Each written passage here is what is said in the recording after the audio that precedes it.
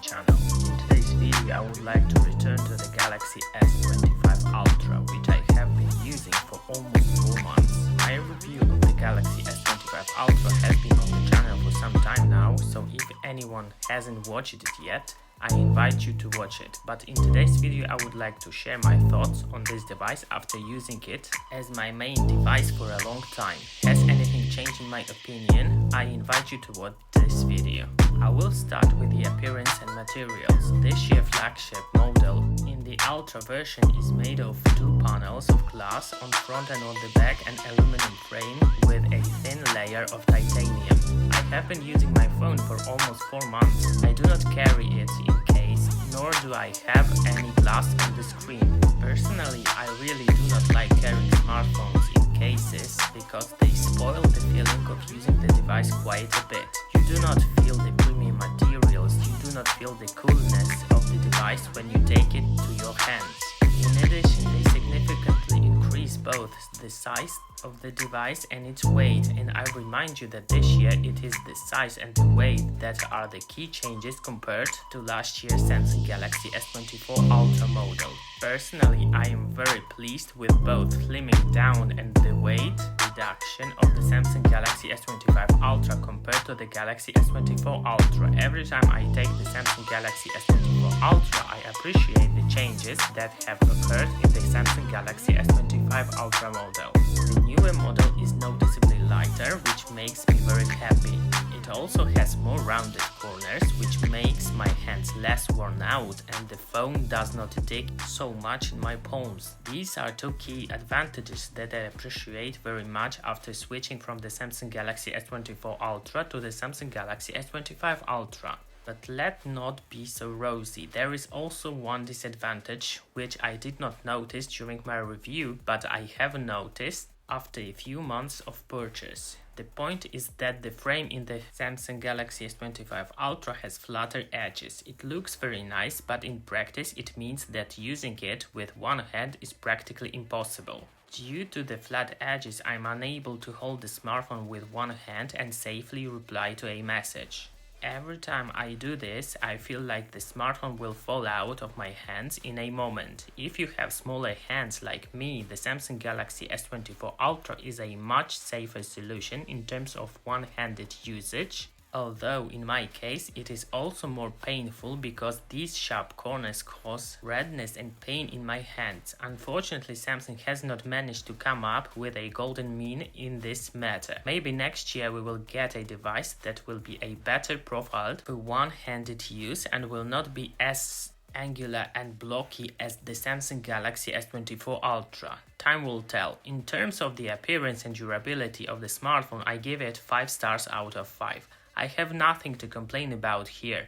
I do not see any signs of usage after 4 months of use. The only flaw on the display that I see is one small scratch that appeared on the screen, but it was not my fault. While being examined at the hospital, I had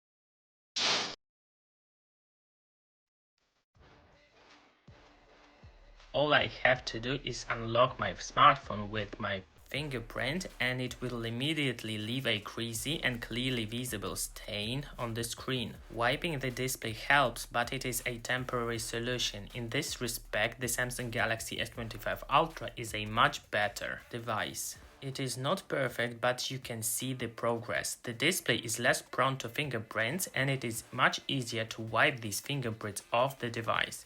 Oh, and just to be clear, my Samsung Galaxy S24 Ultra had visible hand stains after only 2 months of purchase, so the South Korean smartphone manufacturer must have changed something in this regard. The second complaint I have about the display in the Samsung Galaxy S24 Ultra concerns so-called panel dirt on the lowest backlight. Initially, I didn't understand other users who kept harping on about the so-called graininess issue on portals dedicated to the last year model from the Ultra series. I didn't notice this problem, but after switching to the Samsung Galaxy S25 Ultra, I very quickly understood what Galaxy S24 Ultra users complained about. Namely, in dark lighting conditions, when the screen brightness is set to minimum, gray grains are visible on the screen. Personally, I only started to notice this after I put both smartphones next to each other in the same conditions. The Samsung Galaxy S25 Ultra has a crystal clear image, while last year models has visible problems with low screen backlight.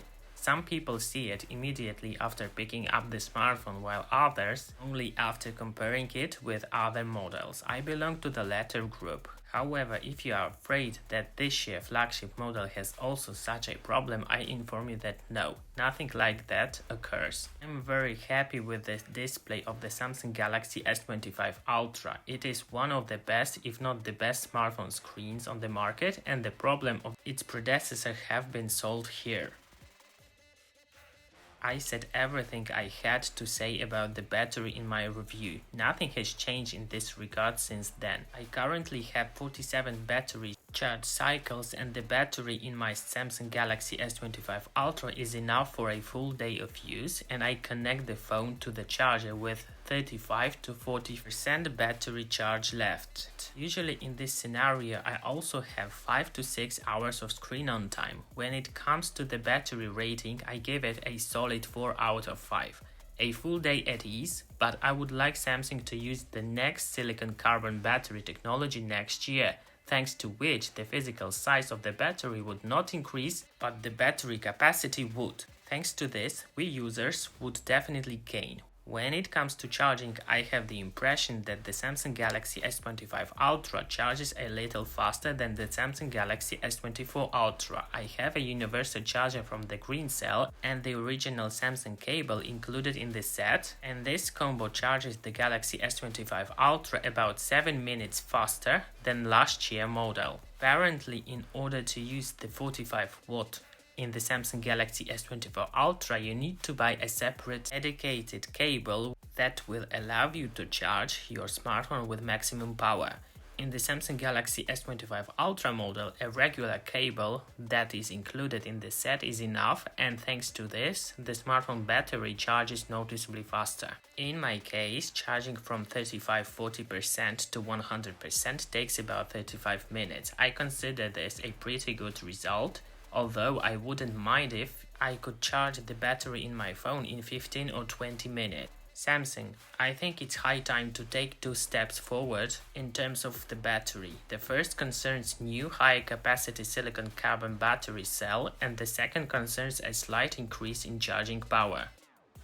Speaking about the cameras in the Samsung Galaxy S25 Ultra, well, my opinion on this matter in relation to the review has not changed.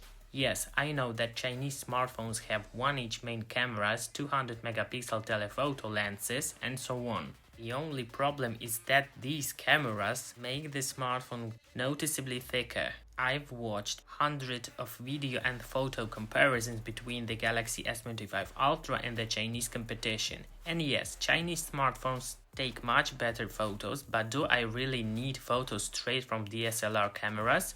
I don't think so. I'm quite happy with the results that the camera in Samsung Galaxy S25 Ultra achieves, especially if we compare the cameras to last year models. Samsung has also finally repaired 200 megapixel mode, 50 megapixels mode and 24 megapixel mode in expert RAW application. Now all these three modes takes much better quality pictures than default 12 megapixel settings. Photos taken in these three modes are definitely better and more detailed than photos taken in the automatic 12 megapixel mode. I must also mention that this year models has solved the problem with oversharpening algorithm when taking photos at a greater zoom. The colors are less saturated and more reflect reality. What's more, the movies that the smartphone shoots are practically identical to movies shot with the iPhone. If Samsung found a way to use better optics and at the same time not enlarge the smartphone too much, of course I would push the manufacturer to put better cameras in their top models, but it seems to me that for now it is impossible to do so, and we have either a slim and light device with good cameras or a huge block with an induction cooker on the back and cameras that bring the smartphone closer to a DSLRs. Having a choice of these two options, I think I will choose the first one.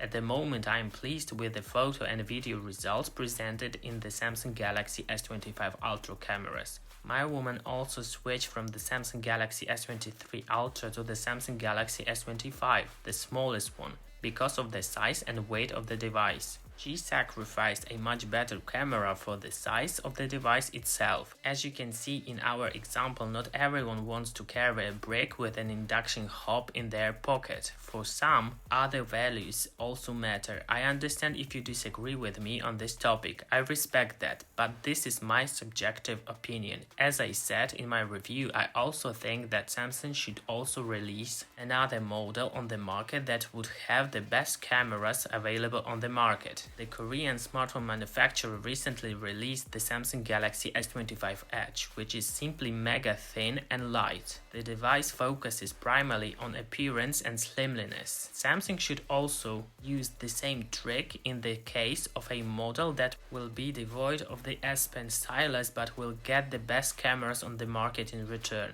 Everyone could choose what they prefer and no one could find fault with the manufacturer for saving on cameras. I think this would solve the hate we have for the Galaxy S25 Ultra right now. I personally accept the cameras we got in the model, but in return I still have the built-in S Pen and a slim and light design of the smartphone. I understand that others would sacrifice the stylus for the cameras, and I think Samsung should also consider the possibility of introducing such a smartphone to its portfolio. We discussed remaining issues related to the Samsung Galaxy S25 Ultra in depth in my review of the smartphone, so if you haven't watched it yet, I invite you to watch it. What I can add is that Samsung should bring back Bluetooth functionality in the stylus. I think that removing this functionality was a mistake, and next year this function will return to the Samsung Galaxy S26 Ultra.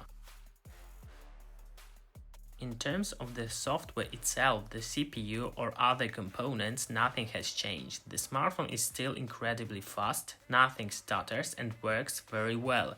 The prospect of receiving all the new functions related to artificial intelligence from the next year's Galaxy S26 is very tempting. As everyone probably knows, the Galaxy S24 Ultra received almost all the AI functionality that were presented in this year's Galaxy S25 line. So I think that next year the Galaxy S25 will also receive all functions related to Galaxy AI that will be presented in next year's Galaxy S26 lineup.